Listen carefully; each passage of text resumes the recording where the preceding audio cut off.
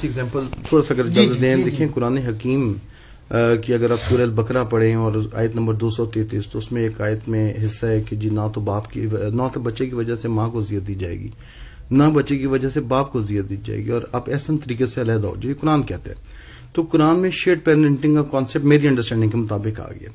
ہمارے لاء میں 4 لاز جسے ڈیل کر رہے ہیں. سر گارڈین وارڈز ایکٹ ڈیل کر رہا ہے, فیملی کورٹس ایکٹ 1964 ڈیل کر رہا ہے, فیملی کورٹس رولز 1965 ڈیل کر رہے ہیں, فیملی آرڈیننس 1960. 4 لاز اس سے ڈیل کر رہے ہیں. کوئی ایک لا ایسا نہیں ہے جو ڈیفائن کرے کہ کتنی ملاقات ہونی چاہیے.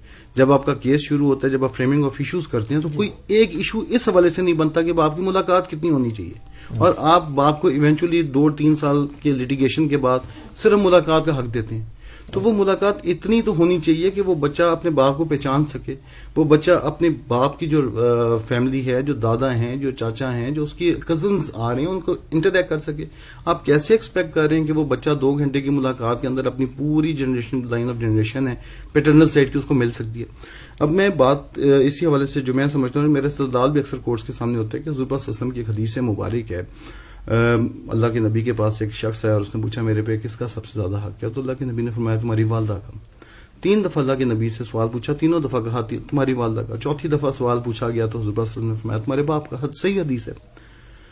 میں سمجھتا ہوں, میری استدلال ہے, ہو سکتا ہے میرا علم ناکافی ہو, لیکن اگر ہم اس حدیث مبارک جو صحیح حدیث ہے ایز اے اصول قانون اٹھائیں, آرٹیکل 220 آف کانسٹیٹیوشن کے ساتھ ملا کے پڑھیں, صرف ایز اے آپ ایک اصول قانون کے طور پہ لیں, تو 1 مہینے میں 720 گھنٹے ہیں. اس حدیث کے مطابق 3 حصہ ماں کو دے دیں, 1 حصہ باپ کو دے دیں.